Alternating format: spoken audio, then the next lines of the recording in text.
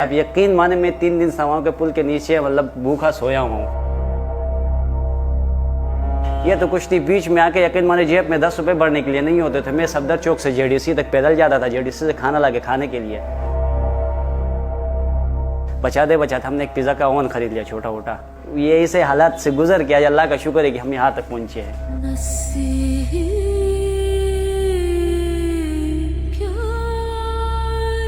कितनी उम्र है तुम्हारी? मेरी 21 साल उम्र।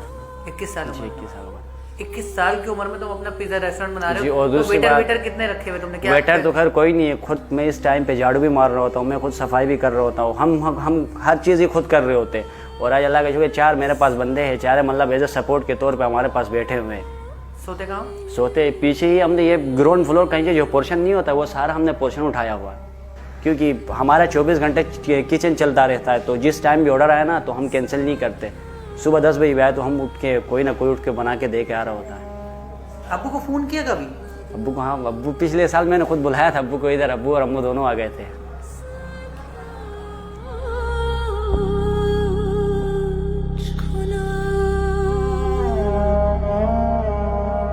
खुश हुए अब्बू? बहुत खुश हो गए अब्बू।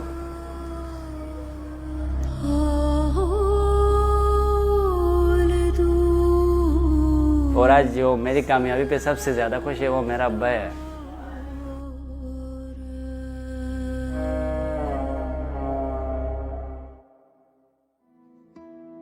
सोहेल, पहले बताओ तुम इस रेस्टोरेंट से पहले क्या करते थे?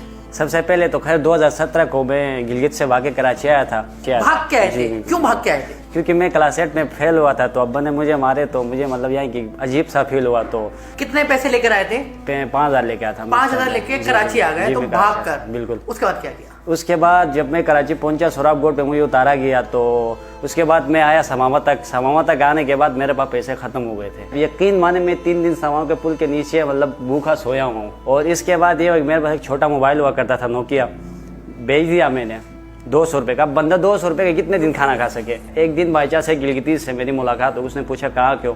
मैंने कहा यार मैं बल्दिस्तान से, मैं घर से भाग के आया था। वो अपने साथ मुझे लेके गया, एक हॉस्टल हुआ करता था अब्बास टोम्बुल उस्मानी रोड पे। फिर वहाँ से उसने मेरी आगा जूस में जॉब लगवा दी थी। अच्छा। आगा जूस सफूरा रिम्यूम टावर के नीचे जो है। सही है। अब्बास टोन से मैं, आप यकीन माने 2 महीने तक पैदल जॉब पे जा रहा था, आ रहा था, जा रहा था। अब्बास टाउन से उस गर्मी में उधर तक पैदल जाते थे? पैदल जाता था मैं। एक दिन मैं लेट गया तो मालिक ने पूछा कि आप आज इतने लेट क्यों आ गए? तो मैंने कहा अली भाई असल सीन ये है कि मैं पिछले 1.5-2 महीने से पैदल आ रहा हूँ अब्बास टाउन से। यकीन माने आप आगा जूस के जो मालिक नहीं थे वो रोए। उसने कहा 10,000 रुपये ले लो और बाइक ले लो अपने लिए, और कल से बाइक पर आना जाना करो। उसके बाद बीच में आके मेरे अब्बा की तबीयत ख़राब थी, तो मैं रावलपिंडी गया था यहाँ से। तो गया, वहाँ जाने के बाद मैंने आगा जूस की जो जॉब थी वो 1.5 साल करके वहाँ से मैंने लेफ़्ट कर दी और मैं रावलपिंडी चला गया। रावलपिंडी से मैं 20 दिन बाद वापसी आया कराची आने के बाद उसके बराबर में ही एक रेस्टोरेंट हुआ करता था फूड क्लब के नाम से।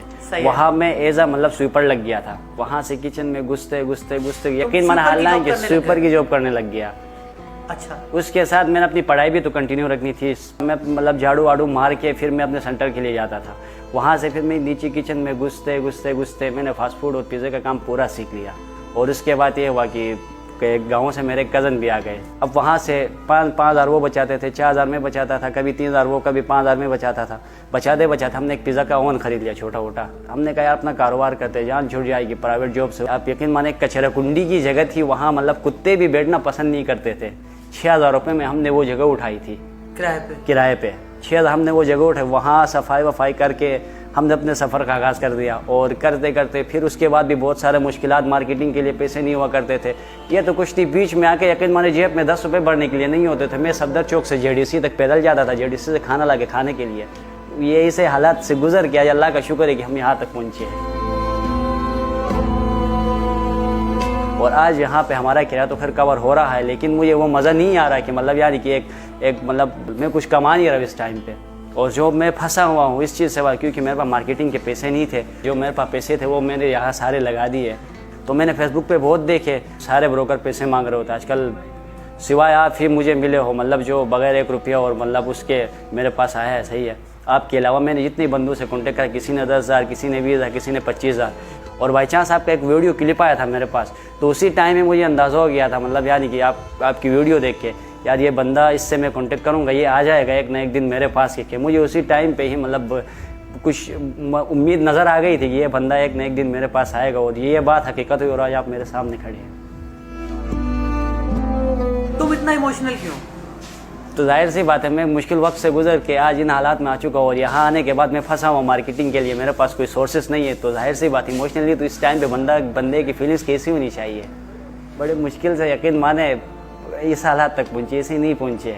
अगर मैं अपनी पूरी स्टोरी बता दूंगा ना यहाँ पे, आप भी मेरी जगह में रोना स्टार्ट करेंगे। यहाँ पे मार्केटिंग के लिए पैसे चाहिए होते थे, जेब में 1 रुपये हुआ नहीं करता था, वहाँ का 6 महीने का किराया भी सर पे चढ़ा था, डेली में एक पिज़्ज़ा बिकता था, कभी वो भी नहीं बिकता था, अपने खाने को तरस रहे होते थे, कुछ खाने के लिए वसीला था ही नहीं, टोटली था जेडीसी से खाना, वो भी पैदल जाता था उन्हीं गर्मियों में। मैं ये पीछे सफदर चौक से जौहर चौरंगी जेडीसी तक पैदल जाके वहाँ से खाना ला के आराम से बैठ के मैं और वो सुकून से मतलब 2-3 टाइम का खाना खाते थे।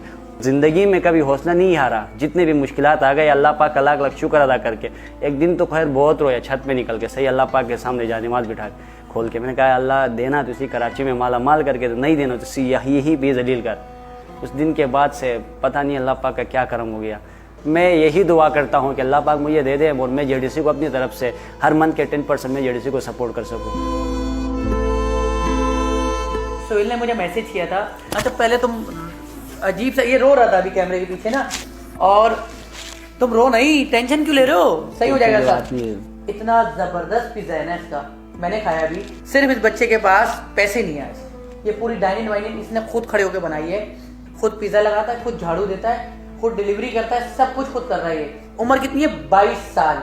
इतना जबरदस्त टेस्ट। और क्या क्या बेच रहे हो तुम? मैक्सिकन सैंडविच तुमने बताया हमारे मुझे? पास पिज़्ज़ा सैंडविचेस है। पिज़्ज़ा सैंडविचेस में 3 कैटेगरीज है, मैक्सिकन सैंडविच, इटालियन और चिकन सैंडविच। और उसके साथ एक हमारा अपना सैंडविच है स्पेशल सैंडविच के नाम से। मैं पूरे जौहर में चैलेंज देता हूँ, स्पेशल सैंडविच हमारे अलावा कहीं किसी को नहीं मिलेगा। पिज्जा कितने का? 470 रुपए का। पिज़्ज़ा बेसिकली हम 500 का चला रहे हैं, लेकिन जो 4 वर्किंग डेज उसमें हम 470 का चला रहे होते हैं। आप अच्छा टेस्ट बेच रहे हो, आपके पास मार्केटिंग नहीं थी, आपकी इस प्लेटफॉर्म के जरिए बात गई है, और इंशाल्लाह आप यकीन करें गुलिस्तान जौहर में लोकेशन में दे दूंगा आपकी ना। बाकी हमारी डिलीवरी तो खैर हम गुलशन इकबाल 13D से लेके गुलिस्तान जौहर के तमाम ब्लॉक्स और मलिर कैंट तक हमारी डिलीवरी है, और सुबह 6 बजे तक है। आप एक बार इस लड़के ने जिसने इतनी मेहनत के कचरा कुंडी से उठ के इसने आज ये इतना बड़ा रेस्टोरेंट बनाया है, तो हम लोग क्यों नहीं सपोर्ट करेंगे यार?